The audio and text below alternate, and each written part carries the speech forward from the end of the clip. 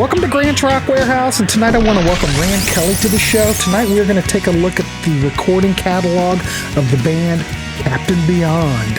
So this will be pretty good. This is a short one, so please let us know what you think of this band in the comments. All right, let's get started. Grant is changing the world one track at a time on Grant's Rock Warehouse. Welcome to Grant's Rock Warehouse, and tonight I want to welcome Rand Kelly back to the show. Rand, how are you? Nice to see you. We are going to talk about the band Captain Beyond. They put out 3 albums. They formed in Los Angeles. There you go with the props. See, mine, I've got the Japanese CD, and it doesn't look quite. I've got the lenticular cover here, but it's probably not doing anything, so you can see it. Oh, I had a buddy that had that same cover, an original press. Looks pretty cool. You know, I could have bought one when it was brand new and released, and I didn't even think of it because I didn't know anything about it. But I ended up having to order this a few years ago, but it was in really good shape. It's used, but it was like new. So, ladies and gentlemen, we are already on a tangent, as you can see, but we're going to keep it loose. It a rangent. It's a rangent.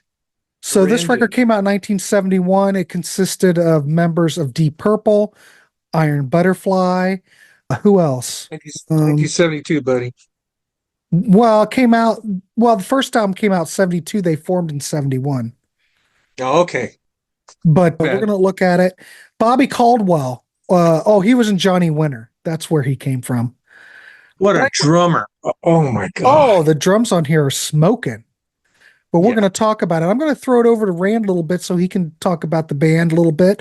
Now we're going to look at those 3 releases, give them a ranking, give them a rating, and see if we can recommend these to you. Rand, why don't you take away and talk about the band a bit? Well, I've been studying all day and listening and reading about them on Wikipedia. And here's what I found out. I'm just going to look on the back of the album. Got Rod Evans, lead vocals. This is the guy that sang Hush with Deep Purple. And he's on the first 3 Deep Purple albums. Then he kind of goes away and nobody knows what happened to him for a couple of years. We got Bobby Caldwell on drums. Like you said, he played with Johnny Winter. He played with a lot of people. I've been looking about who he played with, but I won't go into all the different people he played with. He is the drummer. He's the drummer on Rick Derringer's All-American Boy. Bobby Caldwell, incredible drummer, incredible. Some guy named Rhino. His name is Larry Reinhardt, and he came from Iron Butterfly, and he's only on one album with them called Metamorphosis.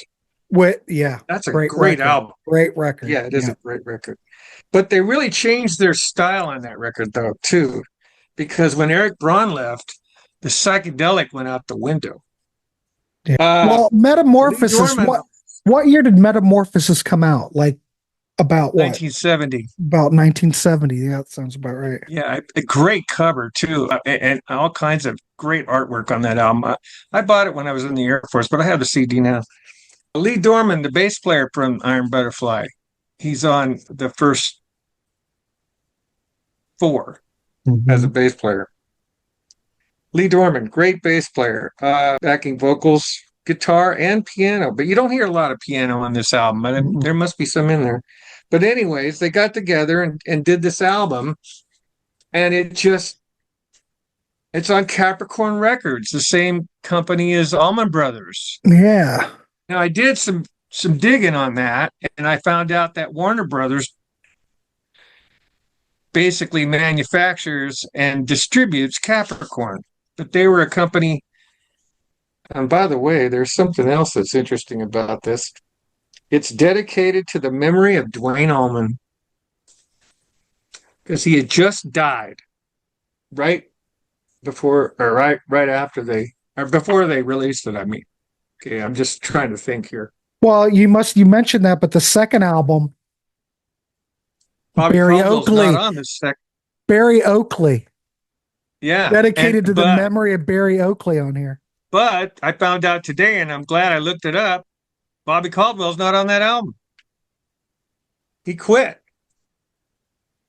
It's a guy named Tell him who it is. Marty Rodriguez. Right. Killer drummer. Where's he from? I don't know. I don't know I anything think about him. I think he's a session drummer. He was recommended to Captain Beyond by their other drummer who couldn't be on the album, I guess. But it's a different kind of album. Now we're talking sufficiently breathless, right? We're going to jump around, I Yeah, guess. yeah, yeah. Well, whatever. Yeah, I guess so. So the cover, yeah, I'll get into that in a sec. I want to kind of talk about the music now. Dancing Madly Backwards. Bobby Caldwell starts this out in 5/4 time. It's like, and it's just so cool. This song is so cool. This whole album is so cool. It's a freaking masterpiece, a debut masterpiece. It sounds excellent. Yep. The production on this is absolutely killer. I don't even know. Who did the production on this? Produced by Captain Beyond, Yeah, engineer well, Wayne Daly. It was recorded at the record plant. Wait, it was recorded at Sunset Sound Recorders in Hollywood. Isn't that the Beach Boys studio? Sunset Recorders? I think it well, is. Beach Boys did some stuff at One Sunset. of them, but I mean, Pet Sounds and Smile, I think was recorded there, part of it. At least But anyways, the second album though was recorded at Capricorn Studios in Macon and also recorded at the record plant. right. And the All, third one was recorded in the record plant in Sausalito, California, which is in the Bay Area. But anyways, and by the way, that's a houseboat. Um, I think everything at Sausalito is a houseboat. But anyways, the songs are just great. They run in together. It runs like a concept album. Everything kind of just rolls together. There's no spaces. no, it kind You of can't really segues tell. over the top of each other. Yeah, you can't really tell where one song ends and the other one starts, which is cool. I like stuff like that. But Dancing Madly Backwards on a Sea of Air, just great opening for a new band like this with such a, what do you call it? Oh God, I can't think of the word, where you have kind of like a reputation behind it. Everybody's got one of those and they get together and it's just Uh, so good. I don't know. Chops? I don't know. A portfolio. Oh, a port. You mean like their CV? They have a resume. Their resume is impressive. Yeah, like a resume. Yeah. Yeah. Yeah. Well, they got good cred, right? Right. Yeah. And then in the second one song, it sounds like it's hooked to the first one. It's called Arm Worth. What's my arm worth? And And then Myopic Void. it's only like a minute 48. Oh, well, Tiny. 250. Anyway, Myopic Void is really spacey. Lots of slide guitar with a lot of echoplex and stuff. I think Rhino or Larry Reinhardt is a great, probably unbelievably underrated, overlooked guitar player. He is really good. Mhm. And they did some stuff on Dancing Madly Backwards towards like here and there. That sounds kind of like Tarkus. Yeah. You know what I mean? Da da da da da da da da da da da da da da. Just stuff like that. Yeah, it's very proggy. It's very prog. This is a prog album. Let's just get right to It's it. This when I listen to it, it's like a combination of prog, rock, jazz, psychedelia. it's all over the map. It's all over the map. It's hard to pinpoint, but There's fusion. there's fusion, but You it's can tell definitely who they've been prog. listening to. I think they've been listening to, well, obviously Deep Purple because you got the singer, but they've been listening to, you know, Emerson, Lake and Palmer, Mhm. Genesis, Yes, Pink Floyd, all these bands. And most of them sound like they're from England. I mean, the ones that I Yeah. think. You would think that this is And I was gonna British come band. out with a bold statement, but I'll wait until the end of the show to say it. Oh, But you bold remind me, statement. okay? A bold statement. I'll remind you. Mesmerization eclipse is pretty cool. I can't even talk. If that doesn't sound Rick, psychedelic, I don't know what does, Rand. I know. And this song, I mean, this album, I listened to it today. I got this new stereo system, right? And it gives me a 5-channel stereo and I can listen to it anything I want and make it sound like it's 5-channel. Right. It's amazing. There's things swirling all over the place.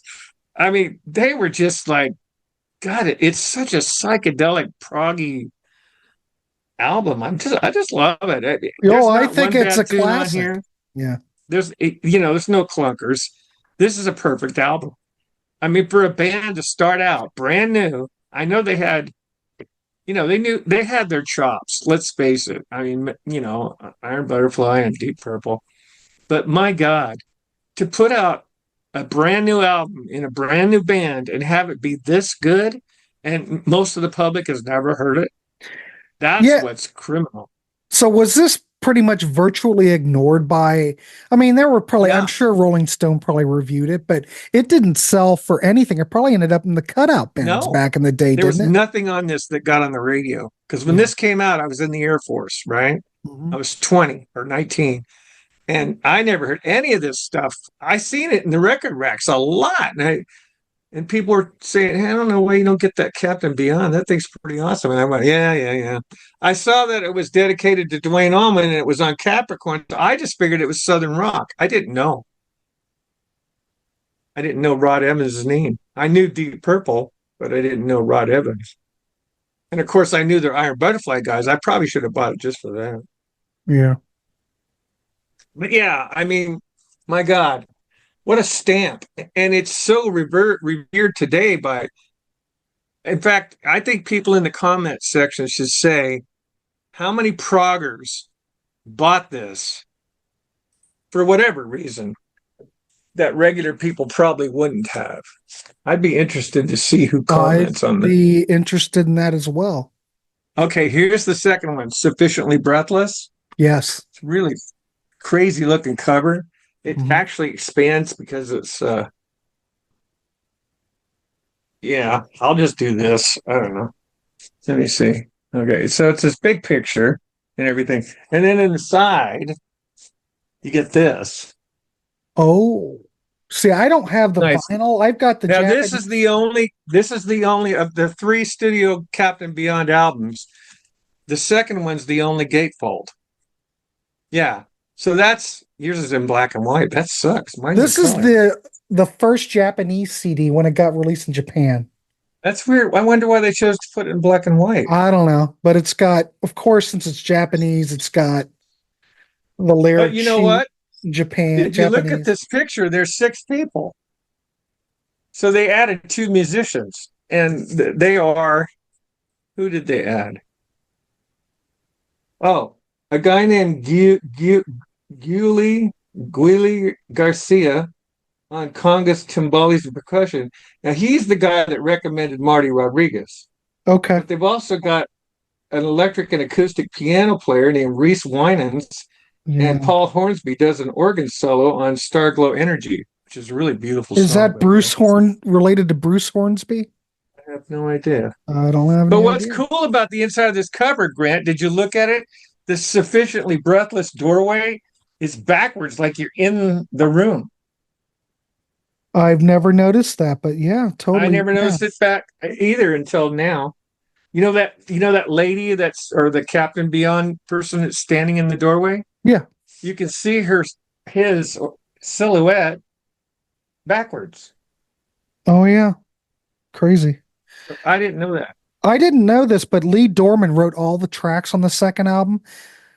Uh, who wrote all the songs on the first one? Was it, did Lee do? I don't understand. I don't They know. don't Maybe they you know don't that. give you the They don't they give don't you give that. you the Okay. well, I it don't says have, all songs. Oh, you're right. It says all songs by Lee Dorman.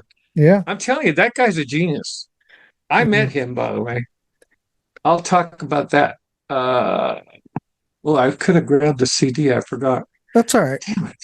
Oh, I've got an autographed CD that I met Lee Dorman in 1994 in San Ramon, California, Mm-hmm. to see Iron Butterfly's reunion tour with Doug Engel and everybody. And I sat next to him in the meet and greet when the concert was over Yeah. in the bar there. And I said, hey, Lee, you want to sign my Captain Beyond CD booklet? And he goes, I didn't even know that was out. This was You would have it thought they came out would in have let him 19 know. It came out in 1990. I bought it in 1990, and here it is 1994, and he doesn't even know it's out. This came out He said, I June don't have one 1st of of those. 90, and this is the Japanese CD. Yeah. I don't He know. goes, I didn't know that. I didn't know that. He says, they didn't send me one. It was really kind of pissed. But, anyways, on the back of the Captain Beyond CD, they put a picture of them wandering. Do you have the CD with you? Because I don't Yeah, have it right now. no, I got Okay, it. so they put a picture of the band kind of walking around on rocks in front of an ocean or something. Uh, It's like fog. it doesn't have that. It's just got this. First album, but Oh, I don't. I've got it, but it's sitting over there. I can't get to it. okay, yeah, I can get to mine, but it's gonna take. I'll have to move everything out of the way. Well, I could go get it. I could put it on pause and go. Well, I Hold just on. wanted Let to me see. show you, Hold on. Let and me put it on pause. All right. So Rand got up. He went and got his CD with the autograph of from Lee. Show it, Rand. Show us that back cover. I don't know if you can see, but he wrote his name and put an And arrow put right an towards his arrow. body, which is right here, right here. It's kind of hard to tell with that light kind of thing. So Rand, let's go look at the album Dawn Explosion from 1977. So we've got a Hey, bit excellent. We've got a bit of a break. The my little second album cutout came out. here. Yeah, I see that. The second album came out in 1973. Dawn Explosion got released in 1977. The band has changed a little bit. Of course, we know that Rod Evans is gone. They tried to get him back, but they couldn't find him. But Rhino's back. Bobby Caldwell, awesome drummer, is back in the drum seat. Lee Dorman's back playing bass and doing vocals. And then we got a Willie Daffern back. Now, I'm not familiar with Willie, but evidently Rand is familiar with his work. And you want to go ahead and talk about how you learned about that singer? Right. Well, it's so funny because I didn't put it together, but I've been listening since 1980 to a band called G-Force starring Gary Moore on guitar, and Willie Daffer is the singer. And when I bought Captain Beyond Dawn Explosion, it wasn't really, I don't know what year it was. I don't think it was 77, but it could have been because I was starting my record collection in 77. But anyway, if it was out in 77, would it be a cutout? I don't think so. I think it'd be later. Maybe. So yeah, so anyway, I put it together today that it's the same guy that's on the G-Force album. He's a great singer. And I don't want to go too far into G-Force, but if you like Gary Moore, it's a must. I'll just say that. And Willie Davern sings really good on it. Mm-hmm. And there's there's a whole different vibe to this record than the Sufficiently Breathless album. And that means every song on here is a rocker, but there is a ballad called Midnight Memories, which is really nice and pretty. But the rest of this album just rocks silly prog. Mm-hmm. I mean, it's just rock, prog metal, whatever you want to call it. It's awesome. And I think the reason for it is they got their drummer back. And Lee and Bobby Caldwell seem to have this rhythm section that he didn't really have. Well, of course, it was different with Marty Rodriguez, but it just seems like Lee and Bobby are more in tune with each other when they play. You can just sort of feel it in the way the songs are performed. Mm-hmm. This is a heavy album. I mean, the cover alone, I to tell you, it's going to rock. But I know you can't always judge an album by its cover, but in this case, you can. Well, I think it's a perfect combination of prog because we were talking a little bit before Space Interlude, Oblivion, Space Reprise. I mean, it's kind of like a little concept, little mini concept. But I think that this record's a good example of prog, space rock, heavy rocker. I mean, as far as I'm concerned, this is, I think, their second best album. I'd probably go if I'm going to rank them. I would go the debut's a 10. And we kind of already talked about this. Debut's a 10. This is definitely a 9. And the Sufficiently Breathless, I would put an 8. They're all very close. Ditto. I'll ditto that. But I think that Dawn Explosion and the debut sound much more of a group effort than this. This sounds more like Captain Beyond trying to be Santana or Traffic. They're not. It sounds like Captain Beyond, but there's more of that feel, like we mentioned. Well, there's 6 musicians on it compared to the original 4 on the first one, and the newer 4 on the third. Right. I think when you get extra musicians doing things, there's a whole different dynamic to it. Yeah, I agree. Right? I don't think you can be as heavy with a lot of keyboards. I mean, they say that Lee plays piano on the first album. I don't hear much of it. I mean, if he does, it's really mixed down. And then on Sufficiently Breathless, piano's all over the place, and so is organ. There's no synthesizers on this album at all. He probably took that from Queen and said, well, we not. Well, I was surprised they didn't put anything on the album. There are no synthesizers on here, but they didn't. Yeah, they probably couldn't do that or didn't want to do that. I don't know. But I just think that, oh, Jesus. If you really like proggy hard rock, like this, like you even played the first cut on the first album on the show on Sunday night with Pete, but any of these tunes would have fit on that show. I mean, you're not doing a lot of ballads, so Midnight Memories maybe not, but the rest of it is just fantastic, I think. So you'd go with that same rating? You'd go with that same ranking? Yeah, I agree. It's 8, 9, 10, exactly. I think Sufficiently Breathless is, I mean, an 8 is a great review. There's nothing wrong with an 8. Nothing wrong with an 8, my God, you know. So I mean, we're in Pink Floyd, Beatles, Led Zeppelin territory now. Yeah. Highly recommend it. Go out and check it out. Let us know in the comments what you think of these records if you know them. If not, go out and check them out and leave a comment. Please like, subscribe if you haven't, and go over and check Rand's channel out, for crying out loud. Rand needs some more subscribers. Yeah, I've only got 667 subscribers, and I really need to get to 1,000. I mean, I've been trying for 4 years, and it's just not working out. And I just don't know what to do. I can't create subscribers. Yeah, all those videos are up on YouTube if you guys want to watch it. Everything that Grant and I have done is on Grant's Rock Warehouse. Yeah. We did Flash, we did Star Castle, we did Camel, we did King's X. Please go watch King's X. We could use some more viewers on that one. Yeah, if you go on to Grant's Rock Warehouse, give them a like and subscribe. It doesn't cost you nothing. It's free. Subscribe to my channel too, please. You got it, Rand. All right, everybody, we'll see you. Please let us know what you think on the Captain Beyond catalog, and we'll see you on the next one. So keep it clean, everybody. Peace out.